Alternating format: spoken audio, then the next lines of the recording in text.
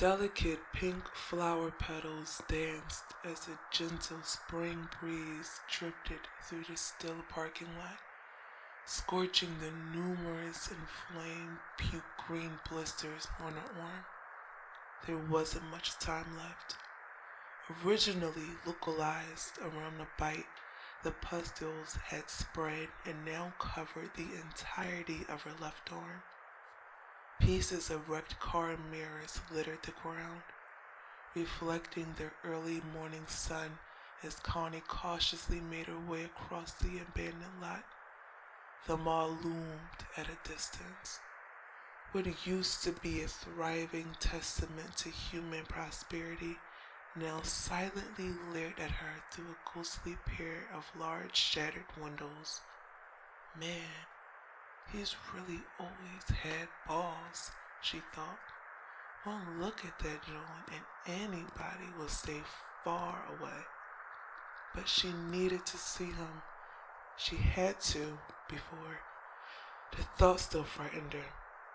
Despite all of the death she'd seen, despite the people she killed, had to kill, despite becoming so accustomed to those disgusting, shambling pieces of shit out there in the world, she still feared the idea of not being around. Was Pop-Up this scared when he... She didn't allow herself to finish the thought. Being sad wouldn't help her right now. She needed to focus on the current task. Nearing the building, Connie ducked behind a beat-up old pickup truck. The thing had to have been sitting there for months, judging by the rust built up around the fenders. She peered over the hood, studying the small opening on the mangled pull-down gate. Well, that's definitely how we got inside, she confirmed to herself. The hole looked big enough for her to crawl through. Before moving, she looked around, making sure her path was clear. Grateful, she rose and hurried to the makeshift entrance. A sudden wave of dizziness forced her to brace herself against the steel gate, rattling it noisily. Shit, she uttered feebly. After a few moments, the sensation faded. She made sure to look around one more time before lowering herself to the ground. She peeked through the opening. No friendly surprises looked to be waiting for her on the other side. At least, none that she could see. Slowly, she crawled through the opening, coughing along the way due to the thick dust. The smell struck her first, putrid and foul. The atmosphere threatened to gag her. She reached for the bandana in her pocket and tied it around her face in a mostly futile effort to keep the volatile stench at bay. The mall was caked in filth. Thick gray dust stirred in the air whenever she would take a step. Slowly and quietly, she ventured down a wide walkway and reached the foot of a large water fountain. Around it were a series of lengthy and active escalators, each one seemingly leading to different sections of the second floor. Directly behind the fountain, the walkway continued into an abyss. Not a single ray of sunlight breached the darkness ahead. Shit, which way? She hoped with all of her might that she didn't venture further down the walkway. As though God could hear her concerns, the sound of barking ruptured the silence and echoed through the hall. Simba! The sound was originating from directly above. Following the noise, Connie rushed up one of the escalators. The second floor sectioned off into two lanes. Connie took the left. Dilapidated storefronts stood somber and still, observing her frantic run across the passage. The barking grew louder. He's close. As she darted past the ruins of what was once a popular pizza restaurant, Something caught on her curly black hair, abruptly yanking her head back and forcing her to fall backwards. Her back slammed against the hard floor. The impact rattled her ribs and knocked the air out of her lungs. More pain followed as chunks of hair were torn from their roots by the powerful grip of the dead man now clambering over her. "Get the hell off of me!" she screamed. A violent torrent of scratches and heavy fists poured over her face, tears and blood mixing and splashing everywhere. Bile threatened to choke her as the smell of rancid vegetation emanating from the dead man assaulted her nostrils. She tried to fight back, but her body was weak and he was merciless. The image of her father suddenly popped into her mind. Not of the dead thing he became, but of the man he once was. He had dutifully taken care of her ever since her mother bailed out of them when she was only 4. She had to move into that shitty apartment, and her father had to bust his ass hustling, but he did it without complaining even once. Everybody thought he looked stern and scary, but he was nothing but gentle and kind with her. More so than I deserved, she thought. He died 'cause of me, and now that sacrifice would be for nothing. As Connie's vision and will faded, she heard a howl emanate from someplace far away, from a world full of violence and terror, but also one where hope still lived, and that hope needed her.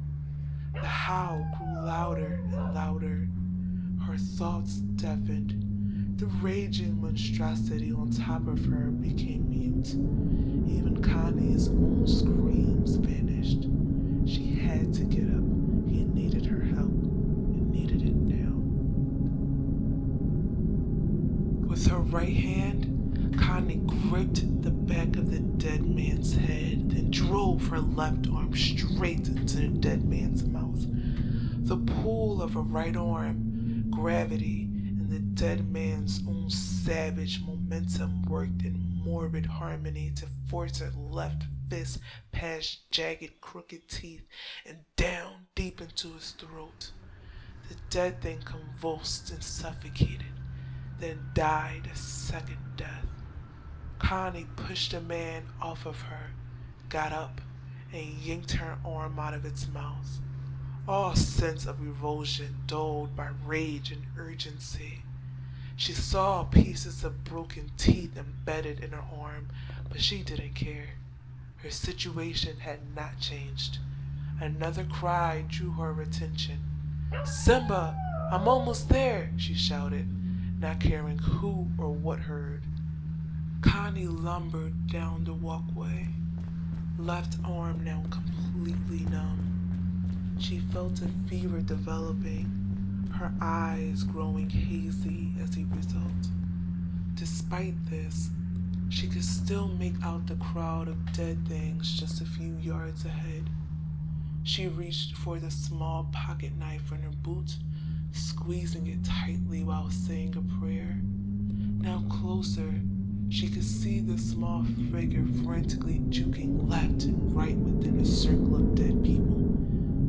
"Get the hell away from him!" she roared. The dead turned around. 1, 2, 6. Only 6 of them. "Let's get it!" Connie charged. She shoved the short blade through the eye of the closest one, killing it instantly. She then kicked his chest and dislodged the knife. A dead woman reached for her shoulder.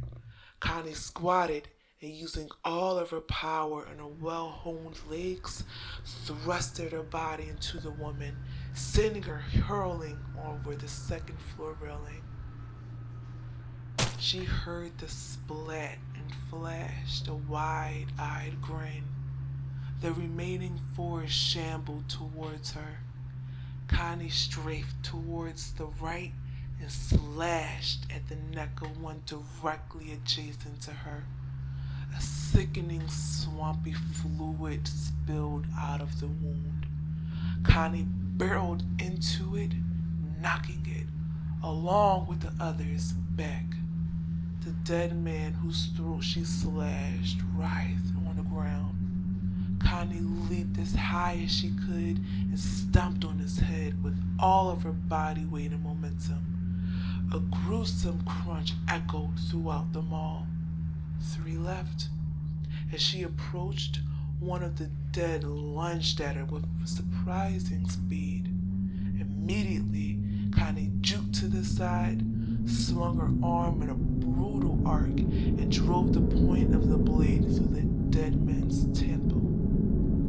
Before she could retrieve the embedded knife, a shambling woman grabbed her left arm and bent down. Connie laughed, pulled the knife from the dead thing's temple, and drove it through the dead woman's orbital socket. "You're the only one left," she said between heavy sighs to the remaining opponent. He rushed towards her, screaming and snarling. Connie kicked the dead woman away, reclaiming her knife and arm. She took a deep breath, taking in all of the malice and filth, the pain, the memories, and the dead into herself, leaned way back with the knife in hand, then snapped her hips around, sending the blade flying out of her grip and straight into the dead man's skull. He hit the floor with a resounding thud. A silent, silvery breeze flowed through the empty halls, flushing out of the gray dust coating the walls and floors of all that was withering and dying. Connie no longer felt any pain. The confusion and fear had left her body, and all that remained was gratitude. Smiling, she approached her old friend. The dog growled and flashed his fangs, not recognizing her through the heavy sense of death that covered her. "Hey boy, it's me," she whispered as she reached out her hand. Simba cautiously approached and sniffed. Connie saw the light of recognition flash in his eyes. She embraced him and he licked her face, both overjoyed to see one another. Connie then gently nudged him away and sat on the ground. She studied him, taking in what little of him she could see through her dimming vision. There was a gash on his leg, so she took off the bandana on her face and tied it around his leg. She was relieved to know that his injuries were minimal. Primates were the only creatures susceptible to the disease carried by the infected, so no matter how much he had been bitten, she knew he would be okay. She smiled at him warmly.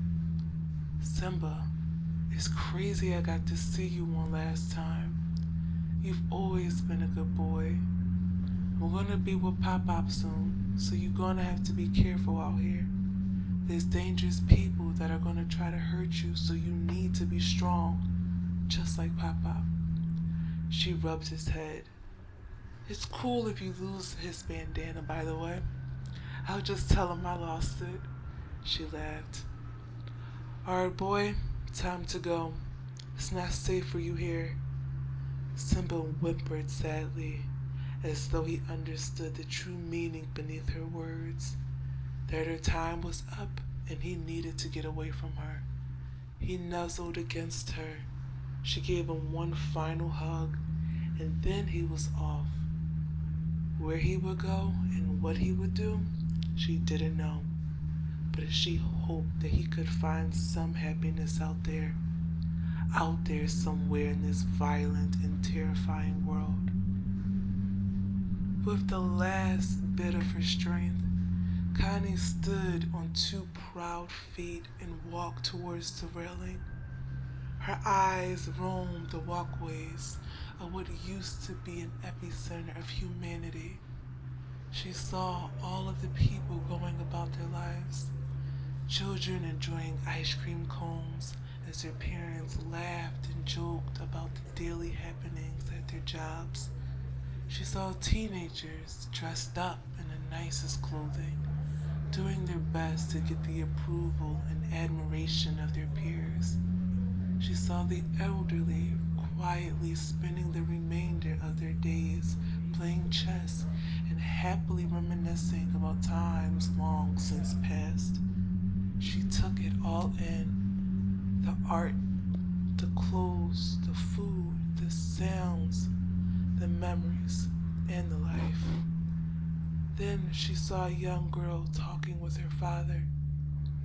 She was tearfully telling him about all of the things she'd done and all of the things she'd seen.